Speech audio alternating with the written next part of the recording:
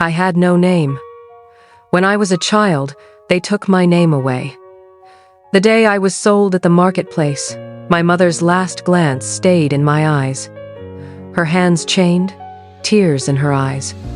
And I was just a tiny girl, sold among shouting merchants in the crowd. From that day on, I was nothing but a possession. The man who bought me was Marcus. He was the son of a wealthy Roman senator. He lived in a villa like a palace.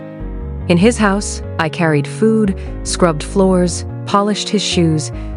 But Marcus didn't see me only as a slave. There was a different sparkle in his eyes.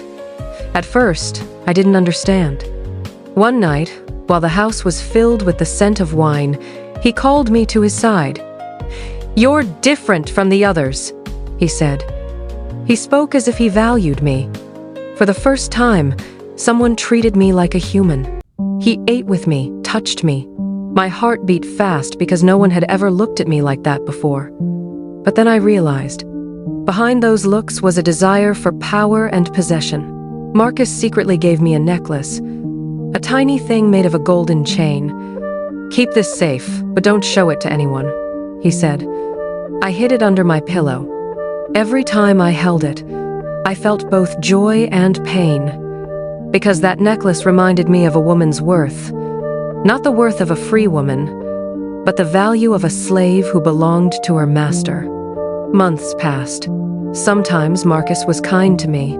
Other times his face struck with anger and slapped me. It was like a game.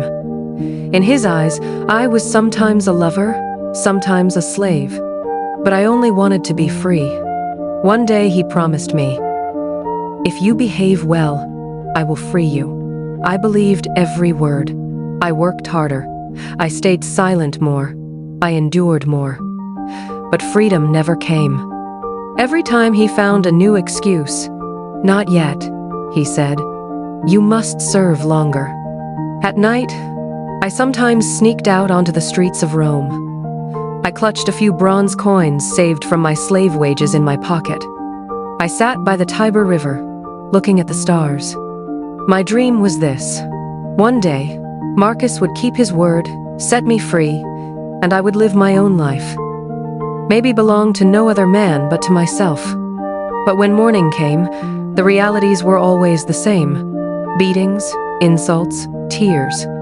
One night, when Marcus pressed himself against me again, smelling of wine, I realized that necklace would never bring me freedom. It was just a golden version of my chains. I had no name. I had no freedom. My only existence was a scream inside me that never faded. And that scream echoed between the magnificent walls of Rome, but no one heard it.